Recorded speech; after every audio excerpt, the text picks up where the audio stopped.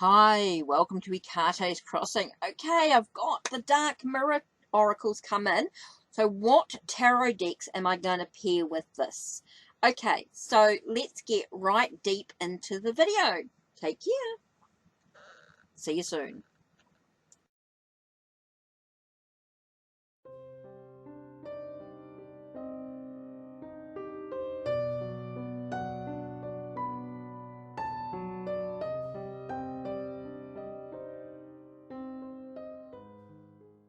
Hi, welcome to HeKate's Crossing. Okay, so Dark Mirror arrived, and I want to dive into it, Dark Mirror Oracle.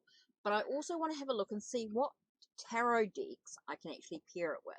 I mean, there may be other Oracle decks I can pair it with in my collection, but I'm really focusing on maybe tarot decks that I could use to um, pair with the Dark Mirror Oracle. So let's pull it out. Let's pull out the Dark Mirror Oracle. Okay, and I've still got to work out how I'm going to use this deck yet. I haven't dived into it or anything like that. I just want to think about what tarot decks I could pair with this. Okay, so that was the card I got when I did the unboxing, right? So let's have a look. Now, I actually bought it to go with the Supernatural Tarot. That was my first thought. Because of the black and red and greyish blue. So let's let's put all these cards in the right order, right way. I know that I'm doing some study with this deck, so I know it's being sort of put into order, so I really want to just pull it out. So let's have a look. Wheel of Fortune. Interesting card. Okay, so now other decks I thought of. Let me pull these out and have a look. Look, we're only just having a look. I'm not really making any final decisions. Oops, that was the card that I got. I did that.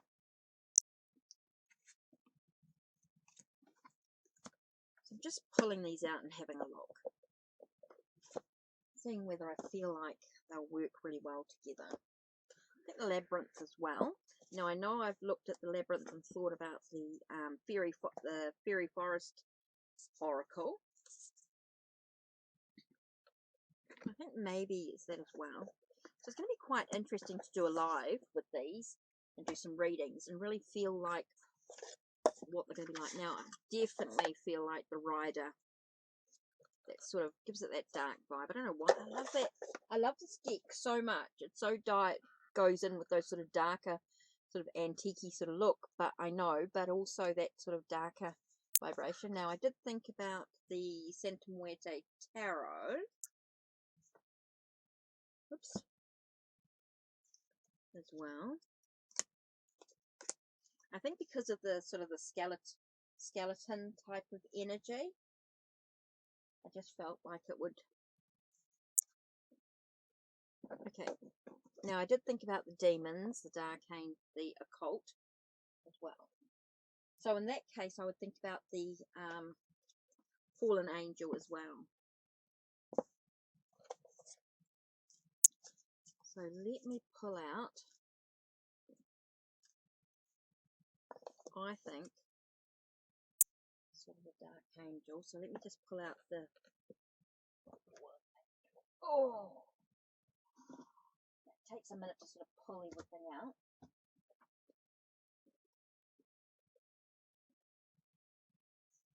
Too many decks, not enough space. Whew. Okay.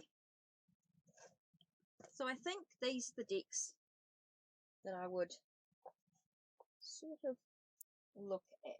Let me just pull these up. Oh, that's going to pull everything off, isn't it?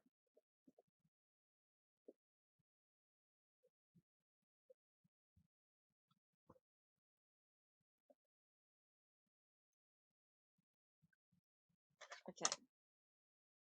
Let's just make sure that that's, oh yeah, that's open. That's wide. Okay, so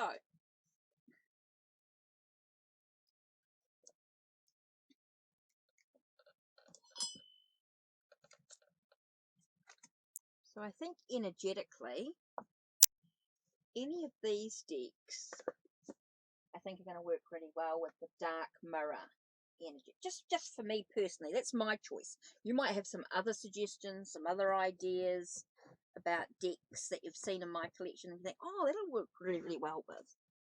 So I think for me personally, I like, of course, the Supernatural Tarot. That was my first choice. Labyrinth Tarot is good. The Rider Tarot deck's good. The Santa Muerte.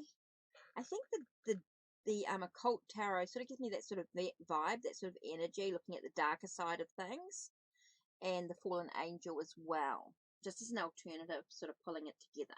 So I just want to show you what sort of decks I would pair it up with. Don't know if we actually want to do, let's sort of pull these out. They're just so, let's put those all to one side. Let's put this over here. Just so I can move. It's just like everything is just, oh, it's funny. I do laugh. Because I'm like, oh, I'm trying to move. But then I don't want to knock them all off over onto the floor. So let's,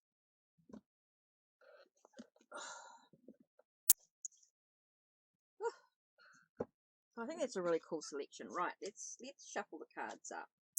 And let's do a card.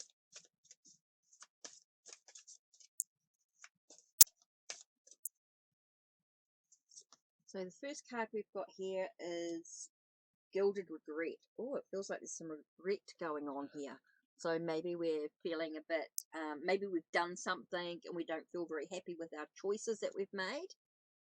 Interesting. So there's some choices that we're not happy with. So let's have a look with Supernatural Tarot. I mean, there's so many ways we can use these decks. This is just one way. I'm just looking at it here. So here we've got this, okay, so maybe we've got some regrets going on, okay, and then the tarot tells us that we need to let the sun, maybe our regrets being exposed, being opened up, being exposed. And so we're finding time to actually rest and relax. Maybe we need to actually take time out for ourselves as well, which is super important.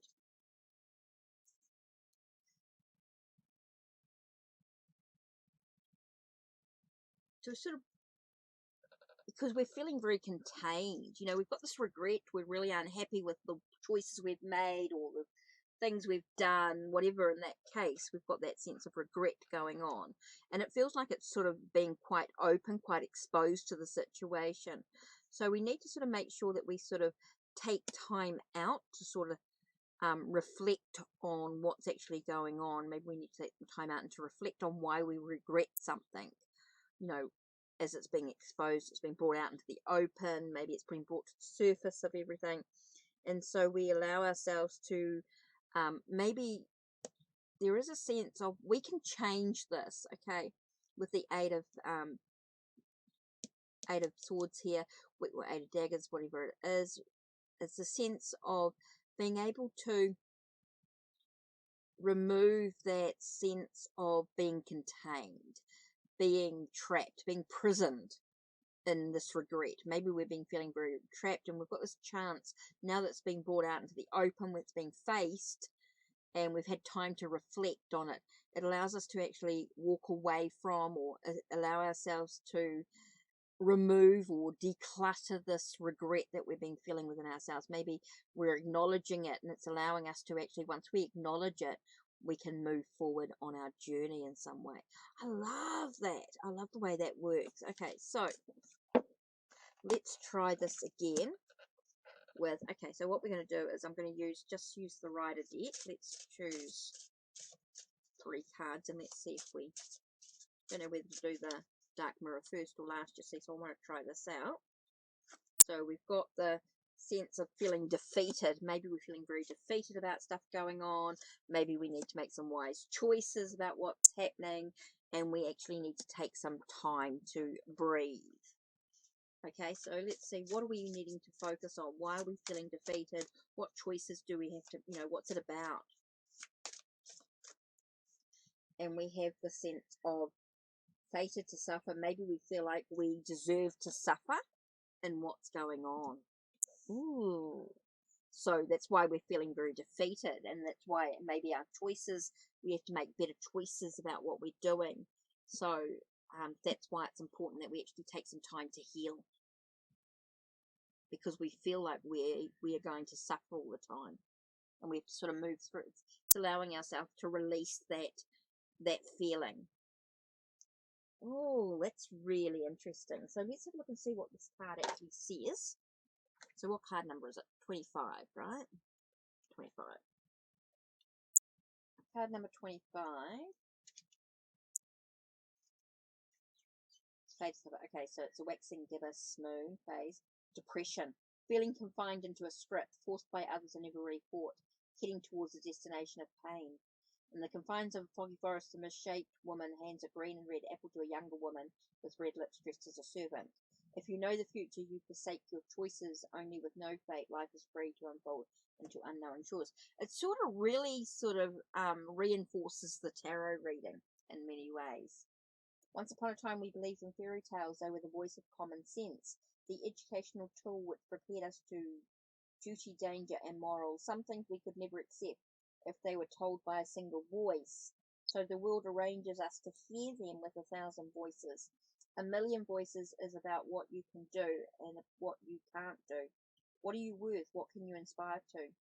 It's about what you like, what you want, what you hold dear. It creates a script which becomes as strong as all the voices that believe the script combined, so much that you cannot see another path. Are you truly seeing Snow White in the card? Is this story truly the only one that this image can tell? What if the apple is not poisoned? What if the witch is not evil? Is that the same as at what you look in your life? Is it truly what you think it is? Are there any other options? Is the opinion of others honestly better than ours? Even if they are many and we are only one, are you fated to suffer? It is not that there is no suffering in the world. The point is there is no fate. Oh, what an interesting card. Okay, so we've looked at it with that there. So that's 2 decks we've looked at. And I think they work really, really well with that. Okay, so let's have a look at the Santa Muerte Tarot. Oh, so the card that pops over is Justice. So justice could be about trying to find a sense of equilibrium. Maybe we're cutting away the fiction, so to speak. And we're allowing ourselves the ability to look at the consequences of our actions taken. So that can be a really important part in this. So we're looking at trying to find a sense of equilibrium. We're looking at the truth of the situation. Maybe we really need to look at the consequences of our actions that we've taken. Okay, and we've got the sense of maybe putting our emotions to one side. You know, be kind and caring, but maybe we need to put our emotions to one side. Maybe we've got a little emotional about the situation. Maybe we've disconnected from our emotions. Maybe we've disconnected from our emotions, which is why we need to find a sense of balance, sense of equilibrium in this journey. So let's have a look here. And the card have is Evious Gluttony. Also, maybe we've been indulging too much. Okay, so that's maybe why we've been feeling out of sorts, out of balance, is because we haven't been able to find any balance within our own life. Our consequences of our actions is that we've been indulging too much in whatever it is, and that's probably why we sort of put our emotions to one side. So maybe it's about acknowledging our emotions. Maybe we need to really acknowledge our emotions, acknowledge how we feel in that. So let's have a look and see what this card has to say. Card number 9.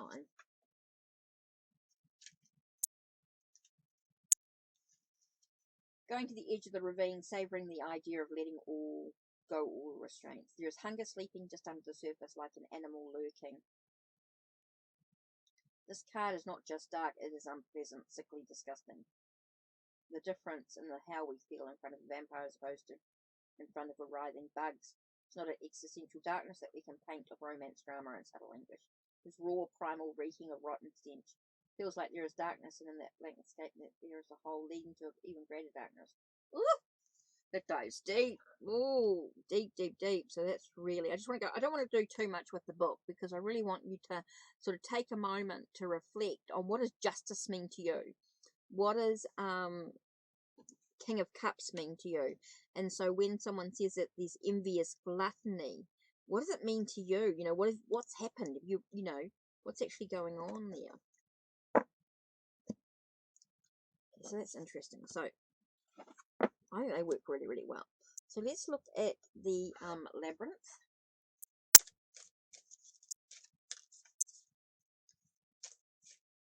So lots of choices. I mean, you can do any of your decks, of course, with this one here. Okay, here we find ourselves at a crossroads, and it's all about our transformation, our changes, our destiny, where we're meant to be. What are we supposed to be doing? Okay, you know, what needs to end so that changes can take place. You know, we really truly find ourselves at a bit of a crossroads here. Maybe we're trying to find a sense of inner peace with what's going on. We're trying to balance our mind in many ways. That's interesting. The gluttony card came up again. I think maybe there might be a message in here somewhere for us. So maybe we need to walk a little bit further down in this because I didn't really read it all.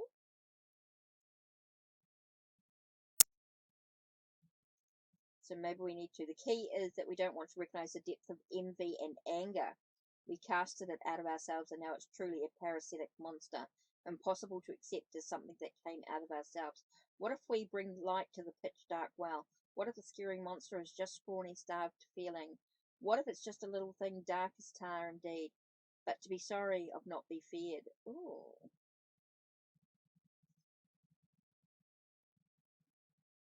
So there is a hunger sleeping just under the surface like an animal lurking, going to the edge of the ravine, savouring it. So you just got to be aware. I think we can get a little bit glutton, a little bit like overwhelmed with trying to draw too much. I also get a sense of like, for me personally, I feel like I've had so many decks coming in that it's time for me just to take a breather and take a get to know sort of energy from it all. So trying to find a sense of inner peace with my collection of decks. Now this is for me personally. It may mean something else totally different for you, but for me, I'm just get a feeling like I've had so many decks coming in and so many combinations of decks working with that I need to sort of take a breath and just take a moment and sort of put some of the decks away, maybe put some of the decks away and just pull out a few decks that I need to work over instead of trying to give you, feels like I'm giving you so much information with my YouTube channels and doing my posts and just trying to do so much that maybe I just need to take a step back and just take a breath, not to sort of try and do too much. I feel like I'm just trying to just indulge. I'm indulging myself in many ways with what I'm doing. So this is quite interesting to sort of try and dive deep into this thing. I am definitely trying to find a sense of inner peace with myself, and it's about feeling like my destiny, my fate is doing what I'm doing and unboxing all these decks and doing all these posts and doing all the YouTube channel. So maybe it's about time for me to sort of take a step back for a moment and just take a breath and just sort of decide, okay, now what decks am I actually going to work on over this next month instead of trying to do everything in one go. You know, I feel like I'm trying to give, you know, I've got my Ko-Fi, so I'm trying to give them information. I've got my members, and then I've got my supporters, and then I've got my public, and it's just like, oh my God, what am I doing? Feels like I'm trying to do a lot of trying to please a lot of different people, and maybe I just need to focus on sort of one aspect and just do that for a little bit, just to give me a bit of a breather. And so, guys, I hope you sort of understand that I've got to try and sort of just take a breath for a minute. And that's interesting. Whoa, that's giving me some real deep stuff to think about. Okay, so that's with the Labyrinth Tarot. Oh, that works really well with that. Let's have a look at the occult. Okay, so with the occult, let's have a look here. The occult tarot. Okay, we've got Six of Pentacles. So Six of Pentacles to me is that sense of giving a lot of myself away. So am I giving ourselves away a lot? Maybe it's about receiving sense of charity and things like that. Now, you could look at the demon itself. It's Amy, A-M-Y, or Anvis. Got the energy here. Teaches astrology, liberal science, reveals hidden treasure, and brings excellent familiars. So that's another way. So you could either use it as a tarot or an oracle in this case. So let's think of the Six of Pentacles about giving so much of ourselves. Maybe we're receiving, maybe we're taking from someone who's giving. Taking from someone who's giving, and this could be about definitely about the, okay,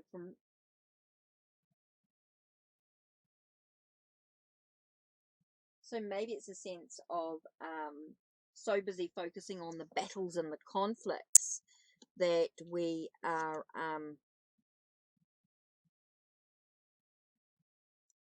it feels like we're taking a lot. We are taking a lot. Maybe we're taking a lot from somebody who, with the conflicts and things that are going on. And so we have this sense of,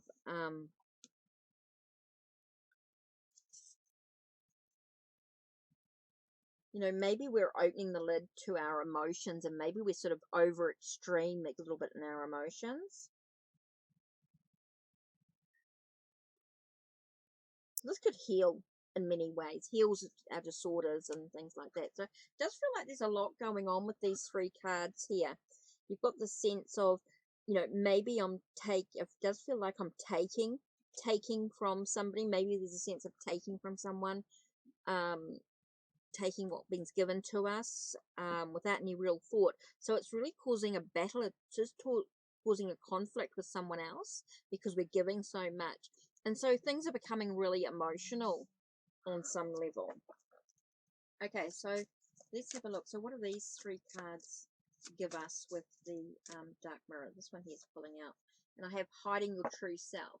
So maybe because you're taking so much from someone else, it feels like you're actually hiding who you truly are. It feels like you're taking so much from someone else, you're causing conflict with someone else, that you're becoming quite emotional. So you're just hiding who you truly are in many ways. Oh, I love that. I really love that, the way that sort of comes together in some way. Oh, wow. These are amazing. This is really, what an amazing deck, really. Okay, so now I want to work with the fallen angels. Okay, so let's have a look and see what the fallen angels have to say.